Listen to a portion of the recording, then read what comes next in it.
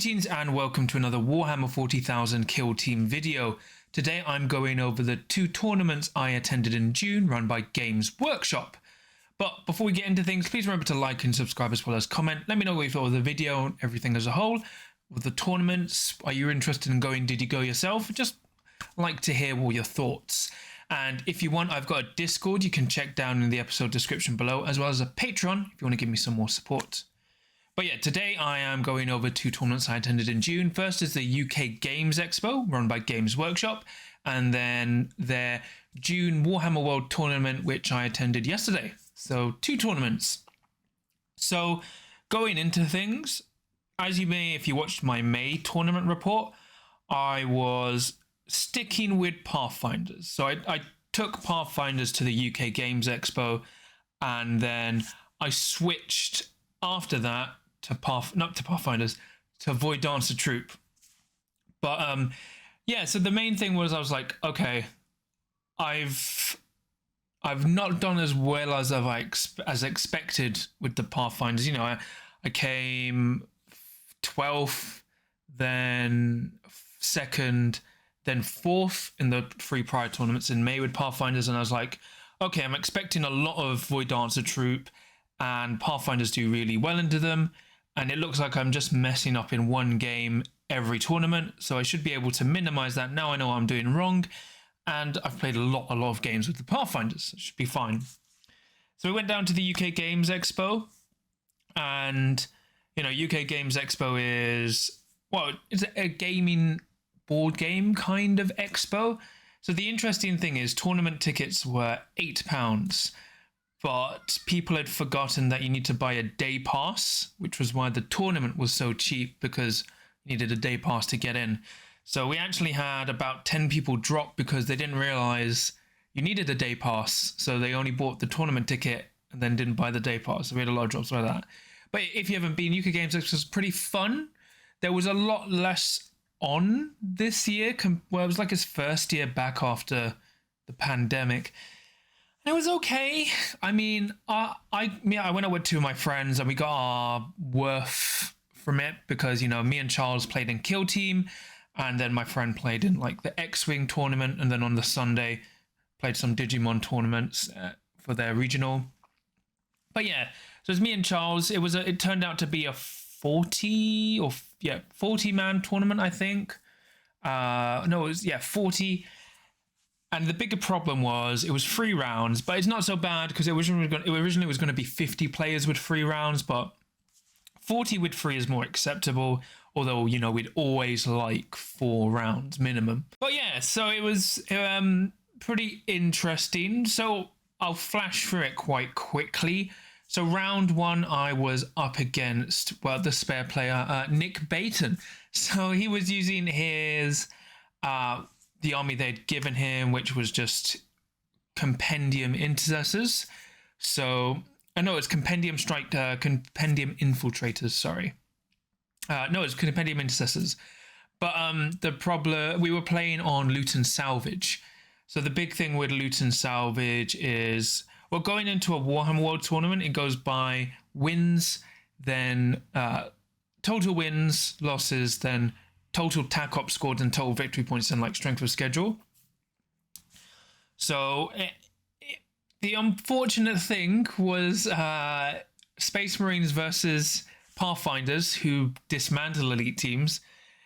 Nick played pretty well. He actually stopped me maxing out the primary, so I did max out my TAC-ops, but as you can see from the board, I only got about 11 on the primary, because he basically ran a guy up early to contest and stole a point from me.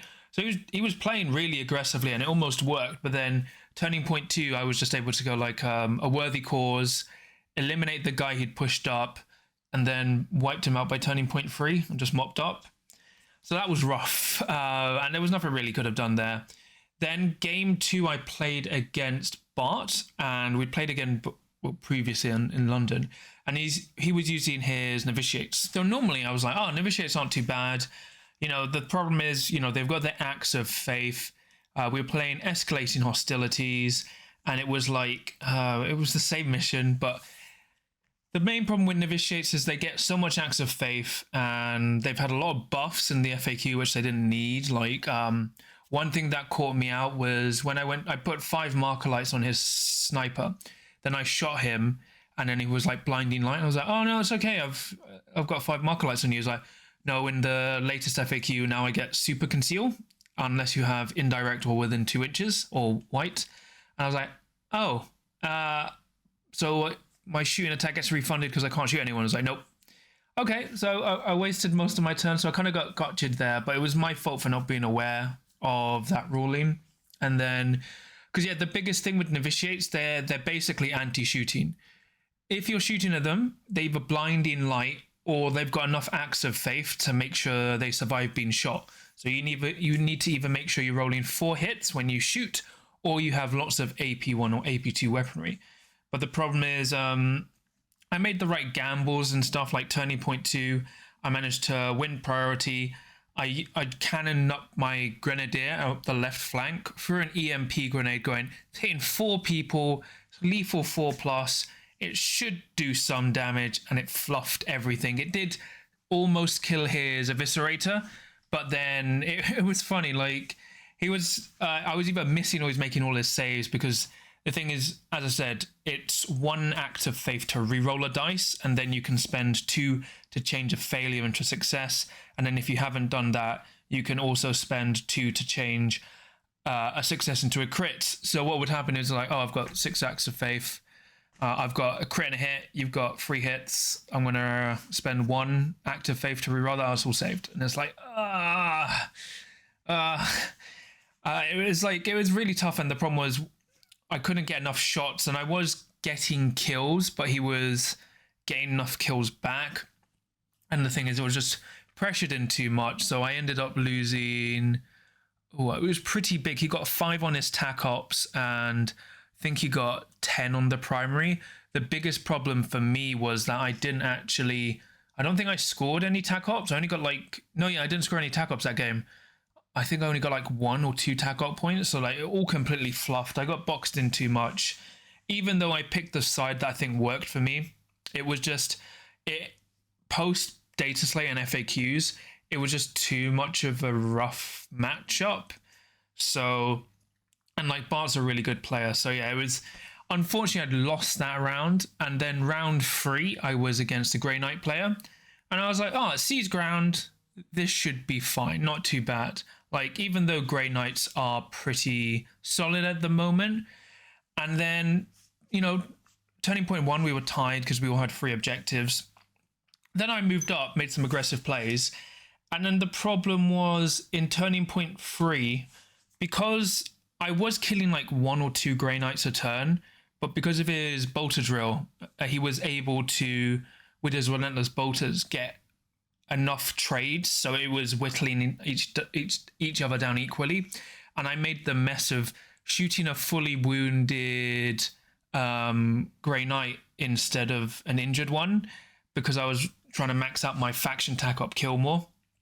So I managed to win. I also misplayed Tide of Shadows because he said it was super conceal, and I was like, yeah, everything is super conceal at this point to try and nullify Pathfinder, so it's fine. But I actually didn't.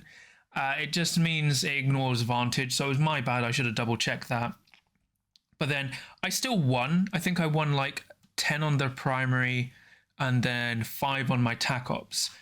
But the problem with a GW tournament, you want to max out your tac ops, but then after being destroyed in game 2, I actually didn't max out my tac ops. So like scoring no tac ops game 2 completely messed me up. And then I ended up, I think it was 12th out of 40. So still really good overall. But it was pretty rough for me. And like the interesting thing, what I found funny, someone said the meta looked pretty healthy. And we had first place a Harlequin player, a Void Dancer Troop player, sorry, who I think had been playing something like 2 months because he was friends with the guy I played. And he knew he'd won because he maxed out tac ops every game and he maxed his primaries. He was like, it's just easy, which is not really an understatement. Then second, I believe, was Warp Coven, who managed to just beat another Pathfinder Void Dancer Troop player. Then third was Void Dancer Troop. And effectively first, third, sixth, and 10th for Void Dancer Troop. So the 4 players had placed in the top 10, and 3 of them were in the top 8. The other top 8 was, as I said, Warp Coven, and I think, what was it? It was a bit of a better mix. Like, I think there was 1 Vet Guard, Corsairs, stuff like that. But yeah, 4 Void Dancer Troop in the top 10.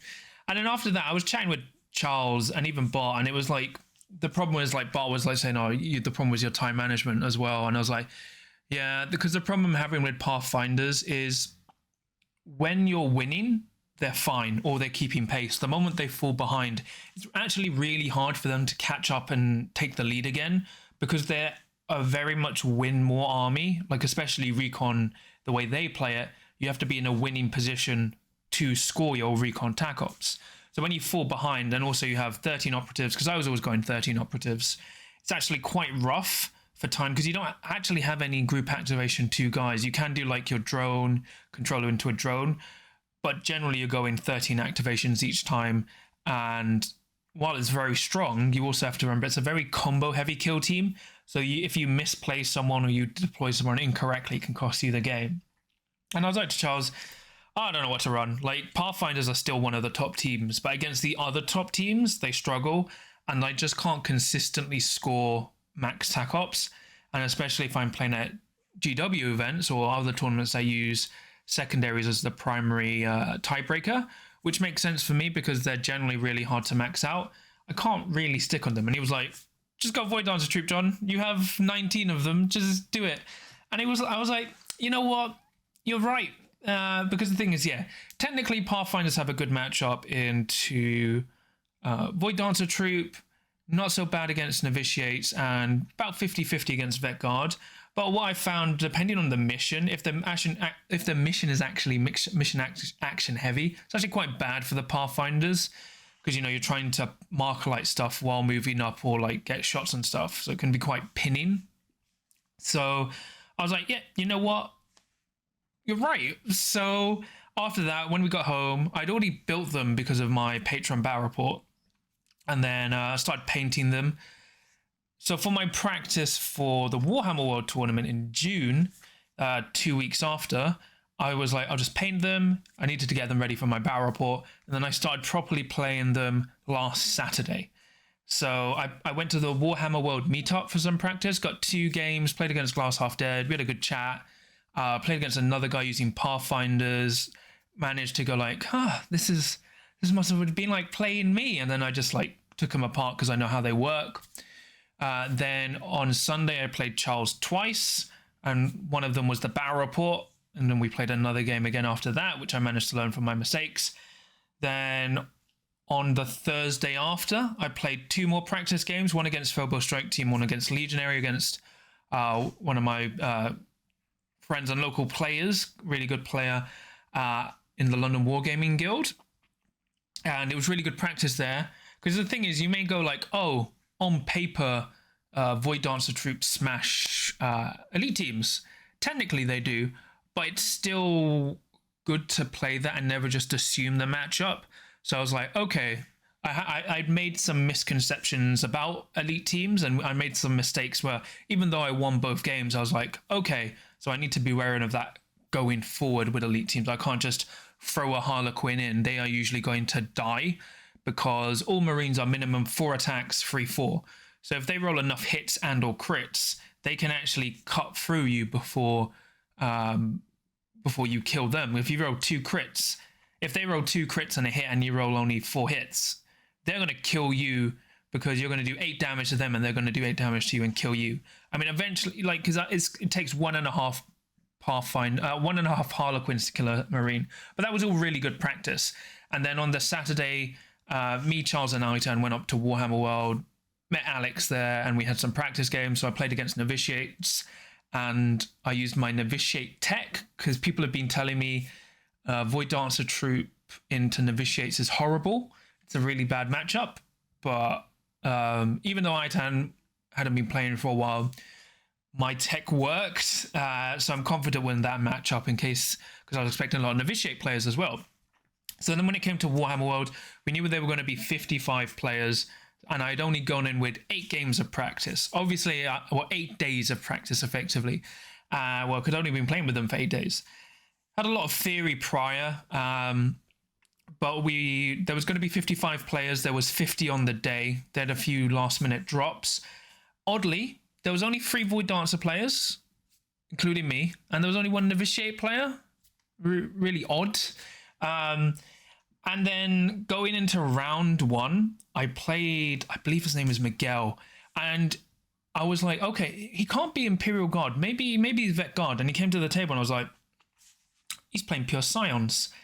And I know people go, oh, that's a Compendium team, you've automatically won. But the thing is, I've played against a very good Scion player in London, so I knew not to underestimate them. And I was like, okay, this is going to be quite tough. We were playing, what was it? Secure Archaeotech. So, you have 2 points, then 2 more points you have to disengage to make it worth. And I did mess up a bit. So I won the role for the attacker. I should have picked the other side. And it was weird because when I was chatting to the guy I was playing in London, I was like, yeah, you know what? I really should stop picking Overrun because I'm playing them how I play my Pathfinders, and the way I play my Harlequins is not similar at all. And I really should stop picking Overrun with only 8 miniatures, especially when I know I'm going to play quite aggressively into certain kill teams. And then I was like, Overrun or Retrieval? I know, I'll pick Overrun. And then I was like, why did I do that? And I picked Faction Tac Up 3 for the first time, which is do all 5 performances. So it was actually really close. Turning point 1, we got no dies. I went Tragedy. So my plan for the Void Dancer troop is start Tragedy generally against anyone who's shooting. Make my Death Jester the pivotal role. So if you shoot him, he's worth 2 pivotal role, 2 performance points to me, but he can just stand in the open and do stuff. Domino Field means I don't have to worry about getting shot. Always pop Prismatic Blur just in case I do mess up and get shot. Played some more Concealed based on what happened in the battle report with Charles. And yeah, just move up, get into a position where I can just switch to Epic and Murder if they're like 7 wound bodies and stuff. But obviously, because all signs are 8 wounds, I just went all blades. Like my roster was, what was it? Leader with Fusion Pistol, Death Jester, Shadow Seer, 4 guys with blades, 4 guys with kisses, 2 Fusion Pistols, 1 with blade and kiss, 2 Neurodisruptors, 1 with blade and kiss, and then 3 Embraces or Caresses. The one that's brutal, because if you give it 3 equipment points, it gets lethal 5 up and reap 1. But I more do it for the lethal 5 up, just in case in a matchup where I need to double crit someone. Because you get a lot of stuff that can parry first, and those kind of guys are like 9 wounds. 9 wounds. So if they can parry out your crit, it means it's usually, if they parry your crit first, there's a good chance they can kill you on the charge, when you charge them. So yeah, it was actually going pretty well. I managed to score. I was in the lead for a while because I boxed him into his board side. And then turning point 3, I was like, okay, John, you've got 4 performance points on Faction Tac Op 5. Faction Tac Op 3. All you have to do is wait for your Flamer to charge him. You've got your Neo Disruptor behind the wall in the top left. Let that guy move and dash into your wounded guy on the point. Flame him. Then you'll charge, strike, and fall back, and you max your Tac Ops. That's great. You're not going to max Overrun where you could, but you'll be on 5. I moved and dashed with my Neo Disruptor, shot him, and then I was like, that's not what I said in my head. And I killed some guys. I had gone with 3 plasma grenades, but they had gone off and not really hurt anyone. Lots of 1 hits, which was disappointing.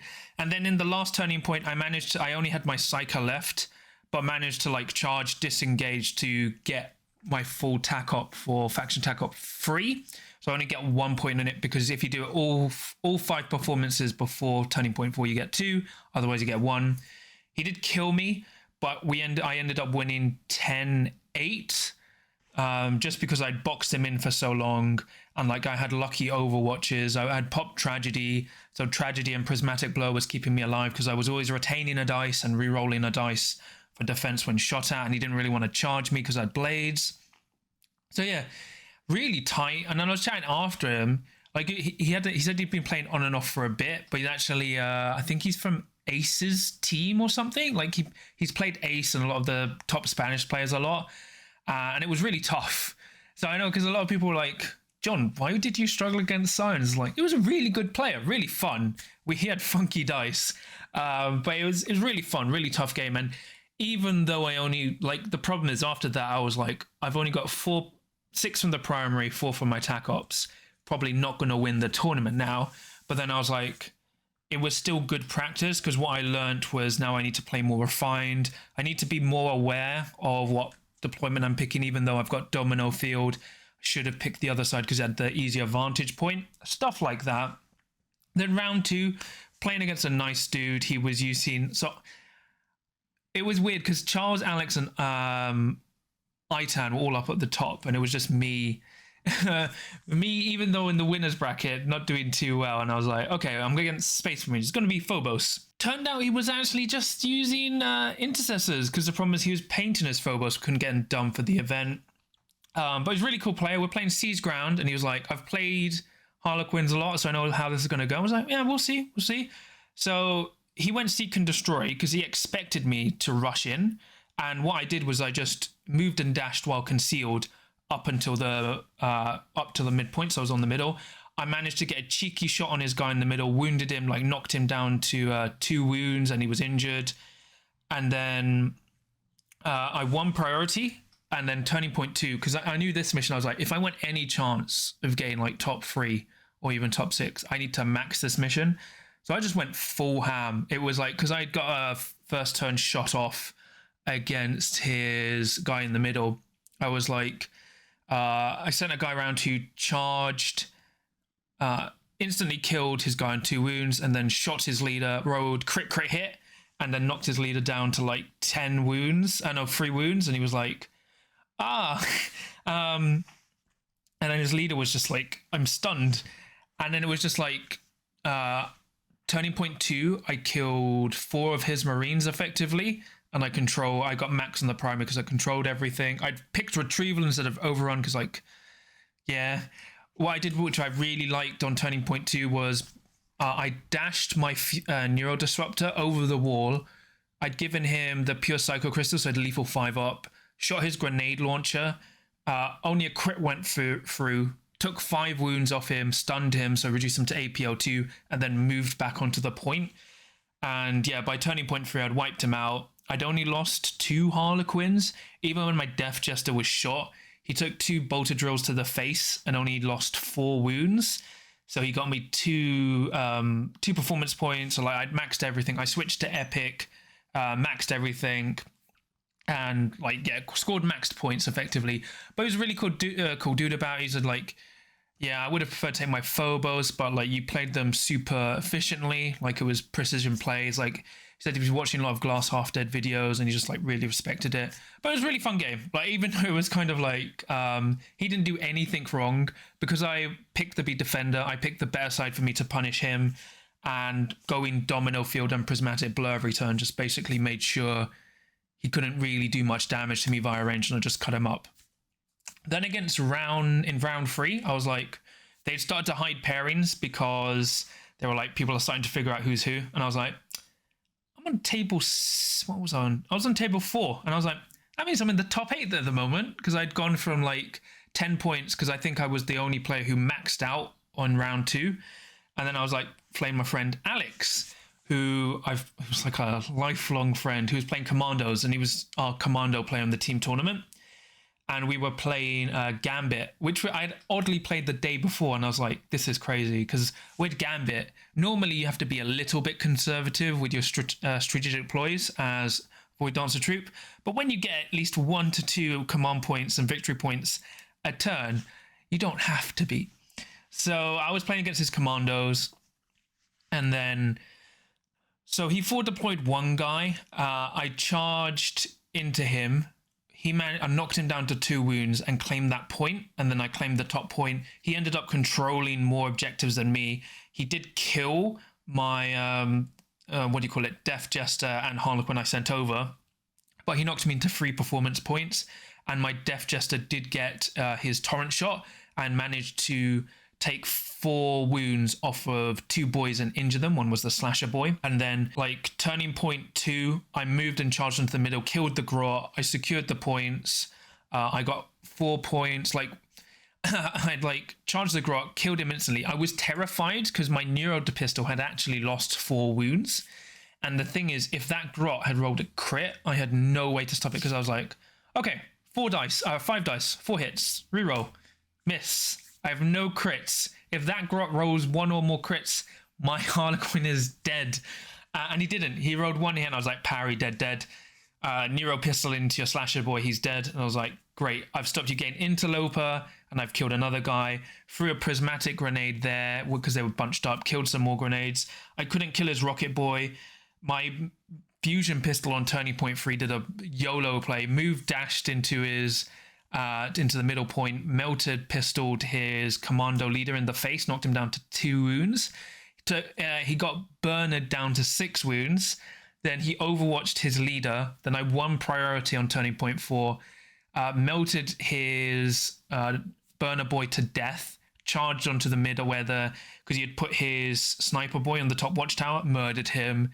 And like effectively I had boxed Alex in, but he was pressuring me hard. Like you can kind of see it from the pictures, but he pushed down my bottom right flank and he had put his rocket boy in such a place there. I couldn't charge either the rocket boy or sniper boy without exposing myself to the other.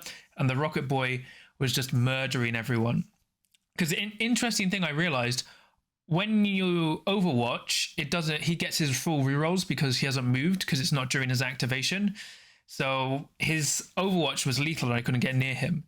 And Alex did end up killing 3 of my guys, but my tac ups were faction tac up 1, faction tac up 3, and plant signal beacon. So turning point 3, I was like, screw this, charge a guy, fall back, maxed out my tac ops, and then 1 priority, and then I dropped my melter pistol, who was on the top of the watchtower, down onto his objective and plant signal beaconed, and effectively, I think I got 10 on the primary and maxed out my tac ops. Like, what actually turned the game for me, because when I charged, there were 2 points. So I charged this breacher boy, turning point 1, and I'd popped Segaratch's jest. So I was like, I hit you for 4 damage. He was like, cool. I got 2 hits. I'll hit you for 5. And I was like, roll a d6. He rolled a 1. That's a parry. And then he was like, what? Segaratch's jest. So then I hit him again for 4. And he was like, okay, I'll hit you for 5. And okay. And then I'll hit you for 4. And he was like, just a scratch. And technically, he should have killed me. But because the way Segaratch's jest works, on a 1 to 3, well, it's equal to or under your weapon skill. If you roll a d6, if it's not equal to or under, your strike turns into a parry. If you roll over, it's a strike. And it was like that key thing made me mess up the entire flank. And then, what was it? And then the other stuff that clutched out was just domino field, so you could never get a shot. I moved up along with conceal, and then I stayed on tragedy, always popping prismatic blur. So I was always retaining a 4-up save and re-rolling a dice. And I just bounced off so much stuff that he couldn't do much, because Alex is really good at punishing people with shooting, and his positioning was on point. It was just those dice rolls which Harlequins excel at annoying people that he couldn't do anything about. So I managed to win that and max out my tac ops again. And then I turned to Itan next to me because he was playing against another Pathfinder Harlequin player, and they drew, so they knocked each other out of second place.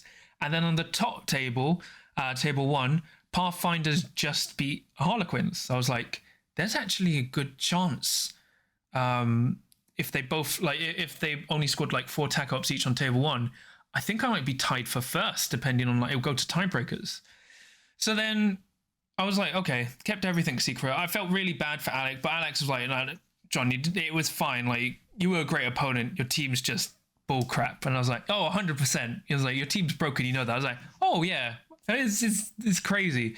And it also didn't help. I know commandos inside and out. So we got to the award ceremony. Third place, I was like, good chance it could be me, because I still only scored 4 tac ops game 1, and I know a lot of other people have scored minimum 12 tac ops, so there's a good chance may not be third. Wasn't my name. And then I was like, okay, could be second or first. We'll find out. And then, well, I mean, if you don't follow me on social media, you won't know, but it's like, oh, I got another second place trophy, which I was really happy about, because this time it's glass instead of the big resin trophies. It's actually pretty neat. reminds me of my Warhammer Underworlds days. Oh yeah, shouts to the Warhammer Underworlds people I met on Saturday. Unfortunately, I was there just for Kill Team. I wasn't saying I was. It was just funny. But yeah, and then Ryan, who was running Pathfinders, came first, and I was just shocked. I will admit I was very lucky. Itan drew in his game because the weird thing, we calculated it. He said he was fighting for a draw because he was losing, then flipped it into a draw. But if he had won, he would have come second. But if the Harlequin player would have won, he would actually have come third because of the tack. He didn't max his tack ops. But we did have a potential of 1, 2, 3 Harlequins. So what happened was it was Pathfinders first. I'll pop up the top 8. Then second was me as the highest performing Void Dancer Troop player. And then third was Grey Knights from a Grey Knight player who had just been doing consistently well. Because Grey Knights are still pretty solid. Like Grey Knights actually gave me a bit of trouble, as I said, in UK Games Expo round 3. But that was how I went. I was like, as I said, shocked.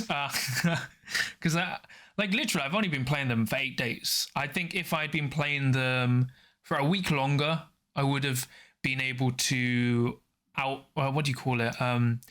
remove my problems of playing Harlequins as Pathfinders in terms of recon. So getting out my bad habits effectively, because that's what game 1 did to me. I was like, okay, you've talked about it and you've done this stupid thing. Like when I was playing card games, I was like, this is what I need to do. This is it. And like, it's in my face. And I'm like, and I'll play this one instead. So as I said, I was really appreciative of the round 1 game.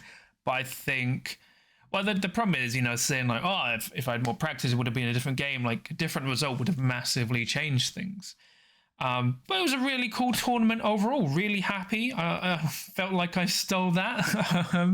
My friends were like, no, you actually did earn that. And I was like, did I though? But overall, the tournament was really neat. It was 50 players. The only downside is really would have liked it to have been 4 rounds.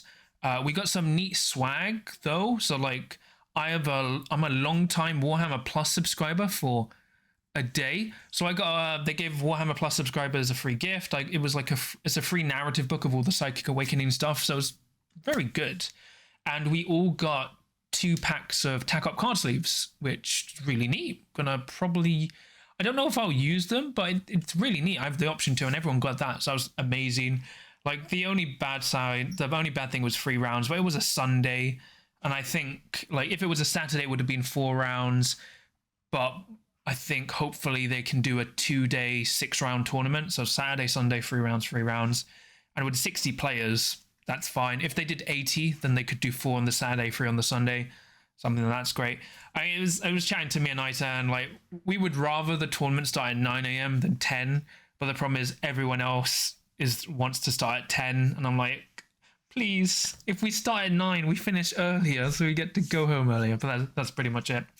I'll post some pictures up. Yeah, this is my Void Dancer Troop painted up. Yeah, they were really fun. It's a lot like none of my games, like all of my games finished early. It was great. Didn't have to remember too much. I finished deploying in like 2 to 3 minutes. It was great. Like, my activation is just like move. You can't shoot me as long as I'm concealed. Like you have to get basically in my face. I can be really aggressive because I have fly. I don't have to worry about terrain. Generally, I'm retaining dice or re-rolling dice for everyone. I can do silly stuff like a murderous entrance to so if I strike with a crit, I can either strike with another crit or a normal hit and just delete stuff in combat and then shoot other stuff. Even my grenades all have stun, but my basic pistols are 3/4 rending, so they're actually better than bolt pistols. It was just relieving to play, so consistent to score the tack ops. You still have to put some effort. It's not easy. Like you still need to know what you're doing, but as long as you have the basics down, they're a pretty easy team to play. The biggest challenge was actually painting them. But yeah, my scheme is actually just black and white quadrants, actually a mirror of Chris Peach's Harlequins from his Warcom article, as a mix of, because I was watching a lot of Batman Beyond and I was like, oh, the Royal Flush Gang would make great course Harlequins. And it was like, yeah, it worked pretty much. And it was actually, the white was the easiest part, but I'll get into painting them another time. But yeah, that was pretty much it. It was a pretty fun event. You know what? Harlequins are fine. Everyone, all the Harlequin players have told me they don't need nerfs. You're right. There's nothing wrong with them. They're completely fine. I mean, they only came first, third, and sixth at UK Games Expo, and then they only came second via me with 8 days of practice. They're not that good. Yeah, they're fine. They're fine. Look, they're fine. They're okay. Nothing needs changes. You know, grenades. They're fine. But yeah, that's pretty much it for me. I don't have any more like I might be going to one in July and one in August, so I can be more in depth about the ones I'm going to in the future. But I'll be back with more content. But please remember to like and subscribe, us, comment. Let me know what you thought of these tournaments. Would you be going? Like, the coolest thing was I chatted to so many people who had said that I'd gotten them into Kill Team, and the reason they were going to these Warhammer World tournaments, like it was either their first or second tournament, and they were going because I'd advised them to, and they said they had a great time. And it was really nice to hear. That was the best thing that happened all weekend. So to everyone who came and spoke to me, thank you. Like, really meant a lot. And yeah, comment. Let me know what you think. Were you at the event? Did we chat? If not, what did you think of it? How did you find the event? As I said, it's still a gold standard. Warhammer World do the best events. Like, they have the best terrain and mission setups. It's just, you can't really compete with them on that. And as always, I've got a Discord you can check out down in the episode description up below, as well as a Patreon if you want to give me some more support. So I'll just go think out my patrons. So for my Adepts of the Crit, I have Adzik, Christopher, Kenzie, Tarun, and Samaru, as well as Theodore. And then for my Veterans of the Crit, I have Confucius and Samja. So thank you for all your support. Really helps a lot with that. But yeah, that's pretty much it for me. I'll be back with some new videos soon when I'm working on like tactic tips and stuff and helping with tournament play in general. But I should have some more Kill Team content as well as other battle reports, and I'm working on my July battle report now for patrons. So, because I'm near the end of June, and it's looking like it's going to be Wormblade versus Novitiates, but I'll work on that. But yeah, you know, as always a lot of fun. I'm really happy with how I did. Should have listened to my friends and switched off Pathfinders earlier. But yeah, it was great. And as always, you know, you'll have a great time if you go to any of these Warhammer World events. The team is so awesome, and everyone there, like players, are all just, and staff, all just nice and friendly. So you always have a good time. So yeah, until next time, no matter how many domino fields you have, and no matter how high you can fly into the air, you can always roll a crit.